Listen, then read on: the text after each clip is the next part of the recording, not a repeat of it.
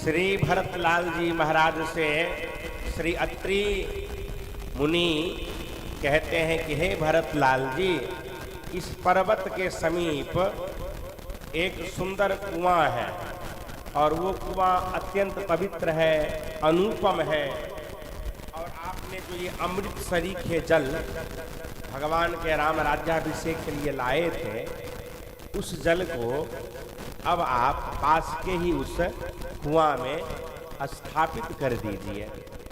तो श्री भरतलाल जी महाराज अत्रि मुनि की आज्ञा पा करके शत्रुघ्न लाल जी के साथ और साथ में लेकर के सबको में अत्रि मुनि को और संत समाज को अपने संग लेकर के उस कूप के पास गए और अपने जो उनके सेवक थे भरतलाल जी के, उन सेवक सबको बुलाए और बुला करके जितने तीर्थ के जल भगवान के अभिषेक के लिए अयोध्या जी से लेकर के आए थे, उन सब जल को मंगवाए हैं और उन सिद्ध स्थल को देखे हैं और उस कूप की महिमा का वर्णन श्री अत्रि मुनि भरतलाल जी से कहते हैं।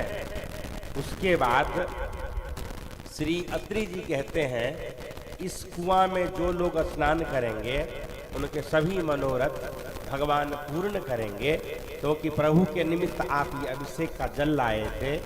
और इस कूप को अब लोग भरत कूप के नाम से संसार में जानेंगे।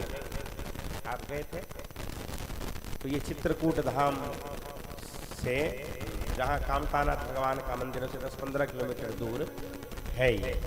तो श्री भरतलाल जी महाराज श्री अत्रि मुनि के आज्ञा लेकर के और उस जल को जो है उस कूप में स्थापित कर दिए हैं।